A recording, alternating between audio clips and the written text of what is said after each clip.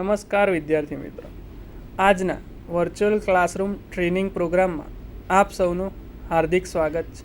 હું CB બ્રહ્મક્ષત્રી Jambusar આઈટીઆઈમાં electrical ગ્રુપમાં ફરજ બજાવું છું. આજે આપણે ટ્રાન્સફોર્મર ટર્મ્સના વિષય પર ચર્ચા કરીશું. તો સર્વપ્રથમ ટ્રાન્સફોર્મર ટર્મ્સ એટલે શું? તો સર્વપ્રથમ આપણે જાણવું પડશે કે ટ્રાન્સફોર્મર શું છે. તો આપણે જોઈએ કે આજના આ સેશનમાં આપણે કઈ કઈ વસ્તુ વિશે જાણકારી મેળવીશું. તો આજે આપણે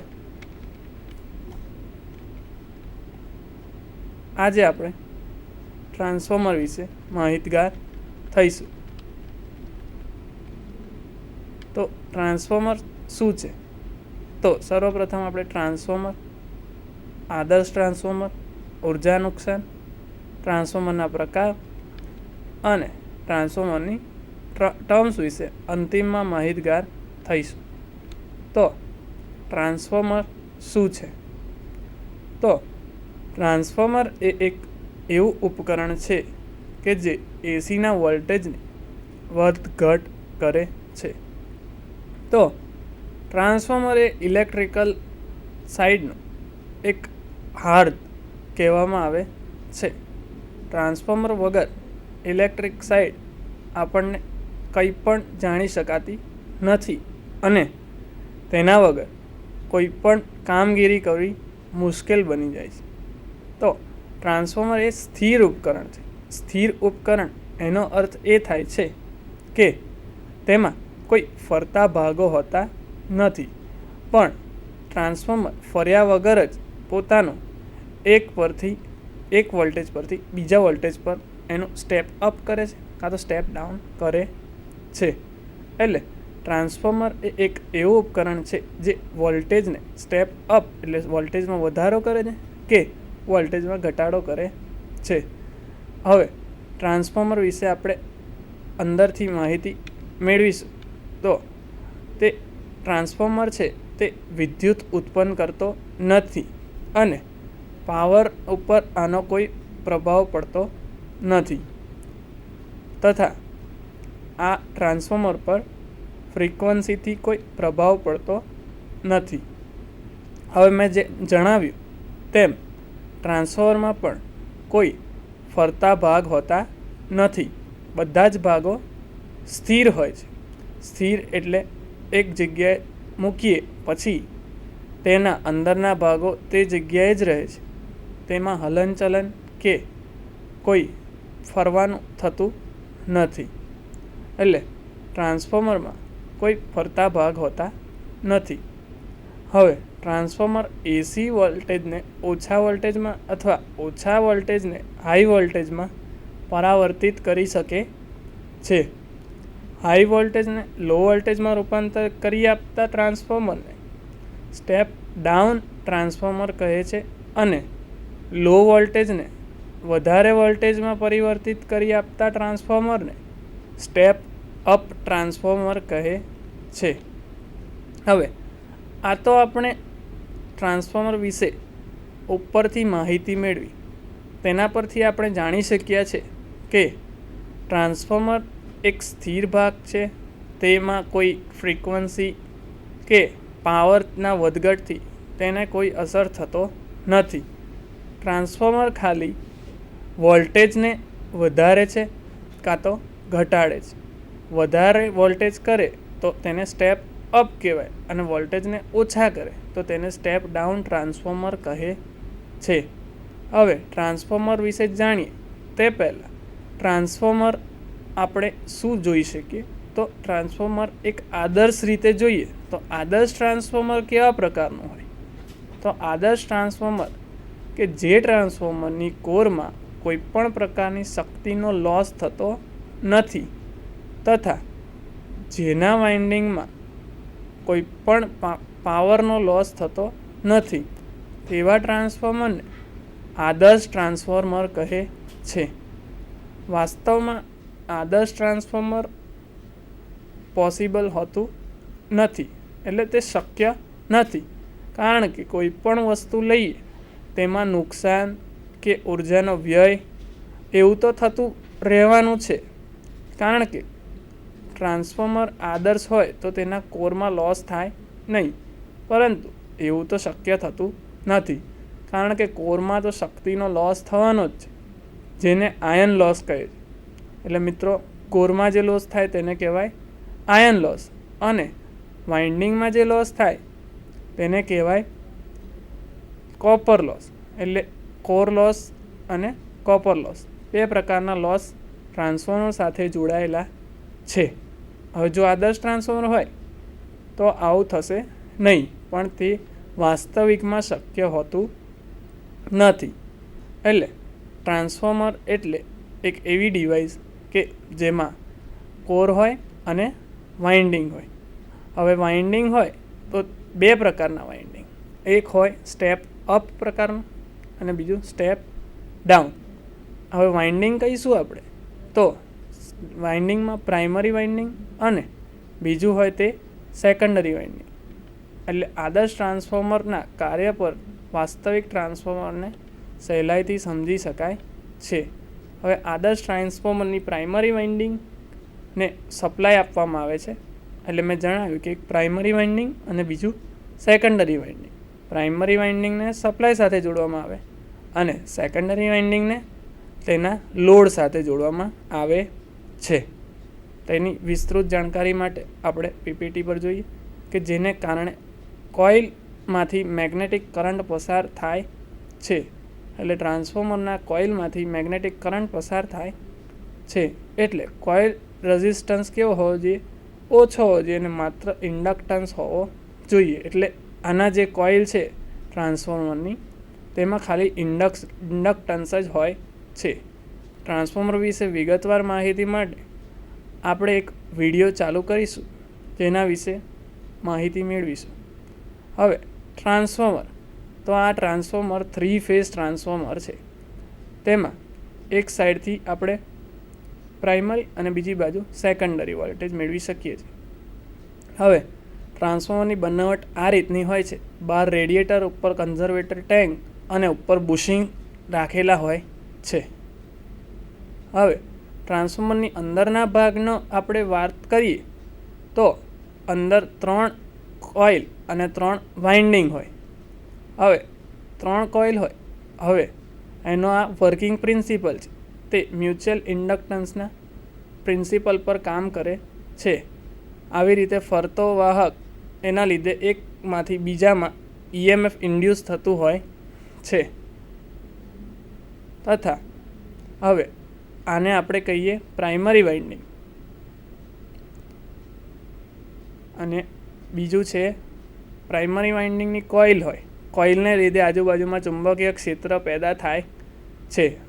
જેમ વિડીયોમાં દર્શાવેલ છે કે ચુંબકીય ક્ષેત્ર રેખાઓ N થી S તરફ અને S થી પાછી અંદર થઈને N તરફ જાય છે. આ જે ચુંબકીય ક્ષેત્ર છે એ એકદમ ફ્લક્ચ્યુએટિંગ છે, એટલે તેની દિશા બદલ્યા કરે છે. હવે દિશા બદલ્યા કરે એટલે આના લીધે બીજી કોઇલની સામેની બાજુ કોરથી જોડેલા સેકન્ડરી વાઇન્ડિંગમાં પણ ફ્લક્સ લિંક થાય છે. આ બે વાઇન્ડિંગ વચ્ચે જે રાખેલું છે તેને કહેવાય કોર. કોર છે તે સ્ટીલની બનેલી છે. હવે જેવી રીતે સેકન્ડરી વાઇન્ડિંગમાં મળે છે EMF, તેને આપણે કહીએ ES. હવે જેમ પ્રાઇમરીની સામે સેકન્ડરી છે તો પ્રાઇમરીમાં આપણે વોલ્ટેજ આપીએ EP અને આને કહીએ ES. હવે સેકન્ડરીના ટર્ન્સને કહેવાય NS અને પ્રાઇમરીના ટર્ન્સને કહેવાય NP. હવે બંને સેમ ટર્ન્સ હશે તો ત્યારે EMF પણ સેમ ઇન્ડ્યુસ થશે, ત્યારે સેકન્ડરી અને પ્રાઇમરીના વોલ્ટેજ સરખા જ હશે. અને પ્રાઇમરીના ટર્ન્સને કહીએ NP, એટલે આપણને સૂત્ર મળશે EP બરાબર EP/NP. હવે સેકન્ડરી હોય ત્યારે આપણને મળશે કે ES બરાબર EP/NP × NS. હવે વિડીયોમાં દેખાય છે તે પ્રમાણે સેકન્ડરીના ટર્ન્સ ઓછા કરીએ તો તેને કહેવાય સ્ટેપ ડાઉન, અને વધારી દઈએ તો તેને કહેવાય સ્ટેપ અપ ટ્રાન્સફોર્મર. તેના માટેના સૂત્રો છે ES બરાબર IS, EP IP. હવે ટ્રાન્સફોર્મર 3 ફેઝનું હોય તો દરેકની 3 વાઇન્ડિંગ હોવા જરૂરી છે. 3 ફેઝ માટે 3 ટ્રાન્સફોર્મર આવે. હવે એવું કરવા માટે આપણે આ રીતે કોર અને વાઇન્ડિંગ એક જ લીંબ ઉપર મૂકવામાં આવે છે. હવે એ લીંબમાં એક હાઈ વોલ્ટેજ વાઇન્ડિંગ કહેવાય અને એક લો વોલ્ટેજ. તો બ્લુ કલરની દર્શાવી છે એ લો વોલ્ટેજ વાઇન્ડિંગ છે.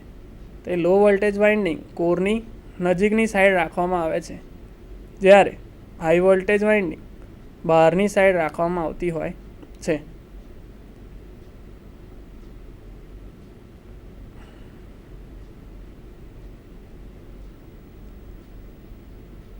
તેવી જ રીતે ત્રણેયને ડેલ્ટા કનેક્શનમાં જોડવામાં આવે છે અને બહાર તેને સ્ટાર કનેક્શન સાથે જોડવામાં આવતું હોય છે.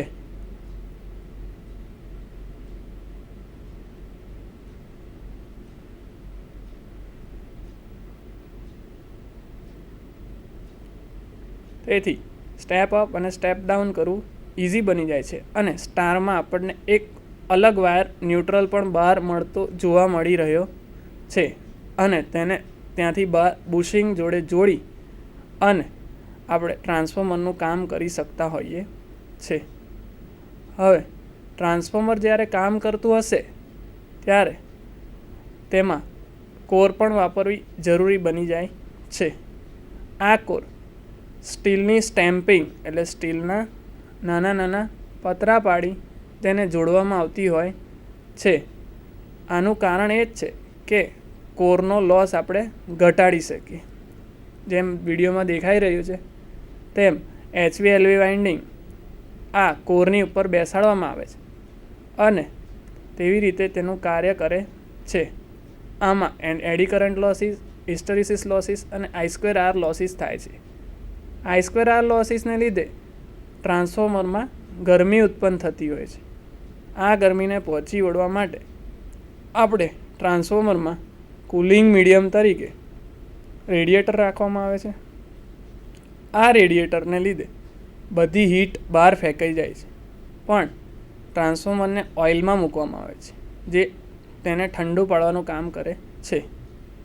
પણ વધારે ગરમીને લીધે ટ્રાન્સફોર્મર ઓઇલ પણ વધતું જાય છે, જે વધારાનું ઓઇલ કન્ઝર્વેટર ટેન્કમાં ઉપરની બાજુએ જતું જોવા મળી રહ્યું છે.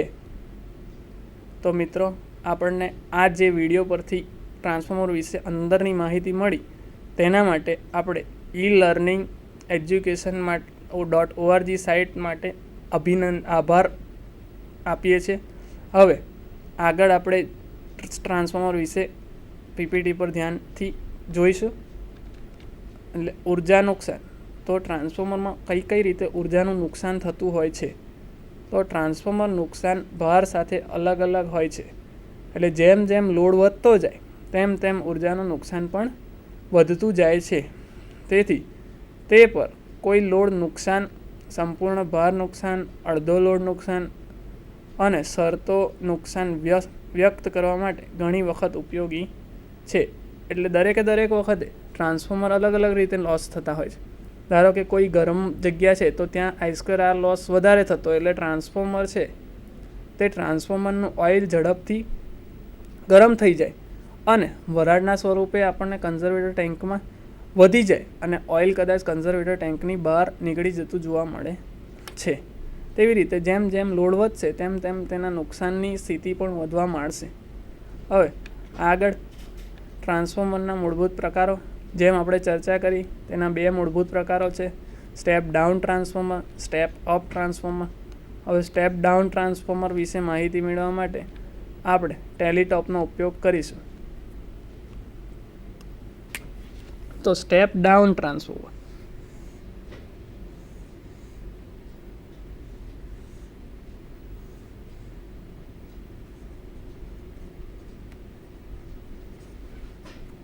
તો સ્ટેપ ડાઉન ટ્રાન્સફોર્મર આ જે આપણે દોરેલ છે તેને ટ્રાન્સફોર્મરની કોર કહીએ.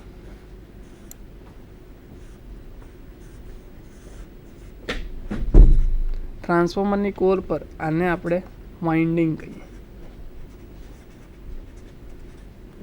તો ટ્રાન્સફોર્મરની વાઇન્ડિંગ આને આપણે જોડેલ છે પ્રાઇમરી સાઈડ, તો આને કહેવાય પ્રાઇમરી વાઇન્ડિંગ. અને સામેની સાઈડ છે આ સ્ટેપ ડાઉન છે, આને કહેવાય સેકન્ડરી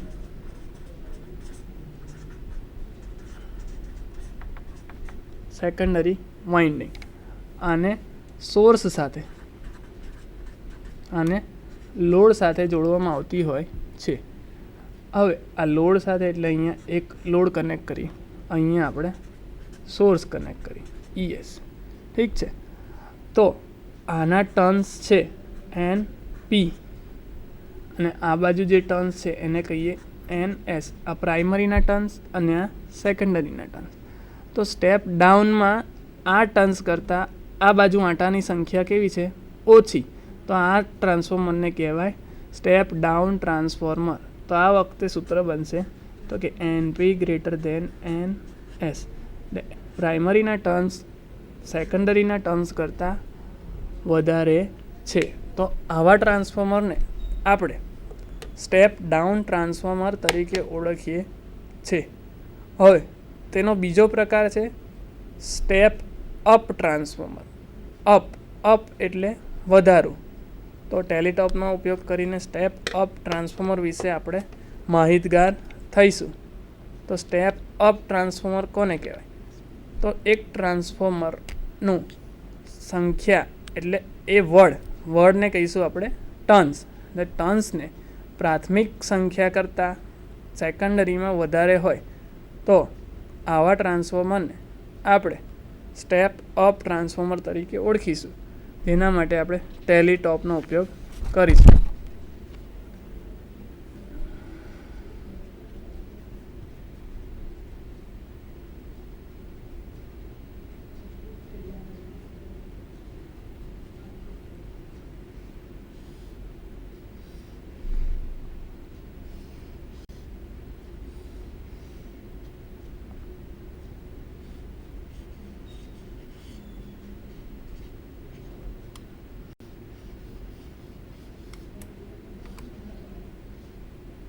આને કહીશું આપણે પ્રાઇમરી ટર્ન્સ, તો આને કહીએ NP. અને સેકન્ડરીના ટર્ન તો આને કહીએ NS. હવે સ્ટેપ અપ એટલે આ બાજુ પ્રાઇમરી સાઈડ આંટાની સંખ્યા છે તેના કરતાં સેકન્ડરી સાઈડ આંટાની સંખ્યા કેવી રાખવામાં આવે છે? વધારે રાખવામાં આવે છે. તો તેને સ્ટેપ અપ ટ્રાન્સફોર્મર કહે છે. એટલે આના માટે લખીએ તો NS ગ્રેટર ધેન NP. એટલે સેકન્ડરીની ટર્ન્સ પ્રાઇમરીના ટર્ન્સ કરતાં વધારે હશે તો તેને સ્ટેપ અપ ટ્રાન્સફોર્મર કહે છે. હવે ટ્રાન્સફોર્મરની જે ટર્મ્સ આવે છે તેના વિશે આપણે થોડી માહિતી મેળવી લઈશું. તો ટ્રાન્સફોર્મર ટર્મ્સ, તો બક ટ્રાન્સફોર્મર 230 વોલ્ટ માટે માધ્યમિક લેવું એટલે 460 વોલ્ટ માટે પ્રાથમિક વોલ્ટેજથી નીચે પગલું એટલે સ્ટેપ ડાઉન કરવું. એટલે બૂસ્ટ ટ્રાન્સફોર્મર 460 વોલ્ટ માટે માધ્યમિક લેવું એટલે 230 વોલ્ટ માટે પ્રાથમિકથી વોલ્ટેજને સ્ટેપ અપ કરવું એટલે તેને બક ટ્રાન્સફોર્મર કહે છે. આ બીજી ટર્મ્સ છે કાસ્ટ કોઇલ ટ્રાન્સફોર્મર. તો એક ઇપોક્રીસ રાડમાં પડેલા ઉચ્ચ વોલ્ટેજ કોઇલ સાથે એક ટ્રાન્સફોર્મર સામાન્ય રીતે 5 થી 15 કિલોવોટ સુધી ટ્રાન્સફોર્મર સાથે વાપરી શકાય છે. તેને કાસ્ટ કોઇલ ટ્રાન્સફોર્મર કહે છે. આગળની ટર્મ છે સતત રેટિંગ. તો એક ટ્રાન્સફોર્મર સ્પષ્ટ તાપમાન વધારે ઓળંગી વગર રેટ પ્રાથમિક વોલ્ટેજ અને આવૃત્તિ પર વહન કરી શકે તો તેને સતત રેટિંગ ટ્રાન્સફોર્મર કહે છે. આગળનો મુદ્દો કરંટ ટ્રાન્સફોર્મર. તો કરંટ ટ્રાન્સફોર્મર તો જેમ એનું નામ તેવું એનું કામ. કરંટ એટલે જે ટ્રાન્સફોર્મર કરંટ માપે તેને કરંટ ટ્રાન્સફોર્મર કહેવાય. તો કરંટ ટ્રાન્સફોર્મર એટલે શું? તો સવાલ થાય કરંટ ટ્રાન્સફોર્મર એટલે શું? હમણાં તો આપણે વાત કરી કે ટ્રાન્સફોર્મર એટલે વોલ્ટેજ અપ કાં તો વોલ્ટેજને ઘટાડવા માટે જ થાય છે. તો કરંટ ટ્રાન્સફોર્મરનો મતલબ શું? તો કરંટ ટ્રાન્સફોર્મર એક એવો ટ્રાન્સફોર્મર છે કે જે આપણને કરંટની વેલ્યુ માપી શકે છે. એટલે માપવું એટલે મેઝરિંગ. તો એ ટ્રાન્સફોર્મરને કહેવાય કે કરંટ મેઝરિંગ ટ્રાન્સફોર્મર. તો જે ટ્રાન્સફોર્મર આપણે કરંટ ટ્રાન્સફોર્મર માપે તેને કરંટ ટ્રાન્સફોર્મર કહે છે. તો એવા ટ્રાન્સફોર્મરને પણ આપણે ઇન્સ્ટ્રુમેન્ટ ટ્રાન્સફોર્મર તરીકે ઓળખીએ છીએ. ઇન્સ્ટ્રુમેન્ટ ટ્રાન્સફોર્મર બે રીતના હોય. તો એક કરંટ ટ્રાન્સફોર્મર અને બીજું પોટેન્શિયલ ટ્રાન્સફોર્મર. પોટેન્શિયલ ટ્રાન્સફોર્મર વખતે આપણે વોલ્ટેજ માપી શકતા હોઈએ છે. તથા ટ્રાન્સફોર્મરની બીજી ટર્મ્સ પણ છે કે પાવર ટ્રાન્સફોર્મર અને ડિસ્ટ્રીબ્યુશન ટ્રાન્સફોર્મર. તો પાવર ટ્રાન્સફોર્મર કોને કહેવાય? તો જે પાવરને આપણે ખૂબ જ ઊંચા વીજ દબાણે લેવામાં આવે છે તેવાને પાવર ટ્રાન્સફોર્મર કહે છે. તથા જેવા ટ્રાન્સફોર્મર કે વિતરણ કરવા એટલે ડિસ્ટ્રીબ્યુટ કરવા માટે વાપરવામાં આવે છે, એટલે ડિસ્ટ્રીબ્યુશન સબસ્ટેશન્સમાં વાપરવામાં આવતા હોય છે તેવા ટ્રાન્સફોર્મરને ડિસ્ટ્રીબ્યુશન ટ્રાન્સફોર્મર કહે છે. એટલે ડિસ્ટ્રીબ્યુશન ટ્રાન્સફોર્મર મુખ્યત્વે સ્ટેપ ડાઉન પ્રકારના હોય છે. એટલે ઊંચા વીજ દબાણથી તેને નીચા વીજ દબાણે લાવીને તેનું વિતરણ કરવામાં આવતું હોય છે. જ્યારે એનાથી ઉલટી પ્રક્રિયા પાવર ટ્રાન્સફોર્મરમાં હોય છે. પાવર ટ્રાન્સફોર્મરમાં શું હોય? તો ઓછા વીજ દબાણે આપણને ઇનપુટ મળે છે અને તેનું આઉટપુટ આપણે ખૂબ ઊંચા દબાણે આપવું હોય તો તેવા ટ્રાન્સફોર્મરને પાવર ટ્રાન્સફોર્મર કહેતા હોઈએ છે. હવે બીજી ટર્મ્સ માટે આપણે પીપીટી તરફ ધ્યાન દોરીશું કે ડી ડેલ્ટા. તો હવે ડી ડેલ્ટા તો કોઈ પણ કનેક્શન માટે બે તબક્કા હોય, એક ડેલ્ટા અને બીજું સ્ટાર. હવે ડી ડેલ્ટા કોને કહેવાય? તો દરેક તબક્કાના અંત સાથે પ્રમાણભૂત 3 તબક્કા જોડાણ, દરેક તબક્કા સાથે અન્ય 120 ડિગ્રી એક લૂપ બંધ રચે તેના માટે શ્રેણીબદ્ધ જોડાયેલ લેવું ક્યારેક 3 વાયર તરીકે ઓળખવામાં આવે છે. એટલે જેમાં અંગ્રેજી કેપિટલનો ડી બનતો હોય તેવા કનેક્શનને ડી ડેલ્ટા કનેક્શન કહે છે. વિતરણ અથવા ડિસ્ટ્રીબ્યુશન ટ્રાન્સફોર્મર જેવી રીતે વાત કરી કે 5 કિલોવોટ સુધીના રેટિંગ સાથે સામાન્ય રીતે ગૌણ વિતરણ સિસ્ટમોમાં વપરાય છે. Fan cooled. હવે ફેન કુલ્ડ જેવું નામ તેવું કામ. તો ફેન એટલે પંખો. પંખા વડે જે ટ્રાન્સફોર્મરને આપણે ઠંડક આપી તેવાને ફેન કુલ્ડ ટ્રાન્સફોર્મર કહે છે. તો આંતરિક અથવા બાહ્ય ચાહકો ઉપર દ્વારા કરવામાં આવતા તાપમાનનો વધારો અંદર રહેવા યાંત્રિક ઠંડુ સામાન્ય રીતે મોટા ટ્રાન્સફોર્મર માત્ર વાપરવામાં આવે છે. એટલે મોટા ટ્રાન્સફોર્મર ફેન કુલ્ડ ટ્રાન્સફોર્મર તરીકે વાપરવામાં આવતું હોય છે. હવે ઇન્ડોર ટ્રાન્સફોર્મર કે ઇન્ડોર તો જે ટ્રાન્સફોર્મર બહારની કન્ડિશન એટલે બહારના વાતાવરણમાં કામ કરવા માટે યોગ્ય નથી તો તેવા ટ્રાન્સફોર્મરને ઇન્ડોર ટ્રાન્સફોર્મર કહેવામાં આવતું હોય છે. એટલે તેને આપણે કોઈ મકાન, કોઈ રૂમ કે કોઈ એવી જગ્યાએ રાખી શકીએ કે બહારના વાતાવરણથી તે એકદમ અલગ મૂકી આવતો હોય તો તેવા ટ્રાન્સફોર્મર ઇન્ડોર ટ્રાન્સફોર્મર કહે છે. આવા ટ્રાન્સફોર્મરનો ઉપયોગ ઇન્ડોર સબસ્ટેશન, અંડરગ્રાઉન્ડ સબસ્ટેશન એવી બધી જગ્યાએ વાપરવામાં આવતું હોય છે. હવે આગળનો જે ટર્મ છે તે નેચરલ ડ્રાફ્ટ અથવા નેચરલ ડ્રાફ્ટ વેન્ટિલેટેડ એટલે ઓપન ટ્રાન્સફોર્મરના જે કનેક્શન છે તે ગરમ હવા ચીમનીની અસર દ્વારા બનાવવામાં ડ્રાફ્ટ દ્વારા ઠંડુ પાડવામાં આવતું હોય છે. એટલે ખુલ્લા જે ટ્રાન્સફોર્મર છે તેને ગરમ હવા ચીમની એના દ્વારા તેને ઠંડુ પાડવામાં આવતું હોય છે. તો તેને નેચરલ ડ્રાફ્ટ અથવા નેચરલ ડ્રાફ્ટ વેન્ટિલેટેડ કહે છે. હવે સંભવિત ટ્રાન્સફોર્મર એટલે વોલ્ટેજ ટ્રાન્સફોર્મર. આનો ઉપયોગ માપવા કે સાધન વિનિયોગ સર્કિટ અથવા નિયંત્રણ વોલ્ટેજ માટે વપરાતા ટ્રાન્સફોર્મરને વોલ્ટેજ ટ્રાન્સફોર્મર કહે છે. હવે આ પીપીટી બનાવી તેના માટે ગૂગલ, learnenergy.org, વિકીપીડિયા તેમજ ટેક્સ્ટબુકનો સહારો લેવામાં આવેલ હતો. તો આજના ટ્રાન્સફોર્મર ટર્મ્સ અને ટ્રાન્સફોર્મરના વિગતવાર માહિતી માટે આપને જે પણ મેં માર્ગદર્શન આપી શક્યો તે આપના ભવિષ્યમાં તથા રોજિંદી કારીગરીમાં તેમજ ખૂબ જ ઉપયોગી નીવડે તેવી આશા રાખું છું. ધન્યવાદ.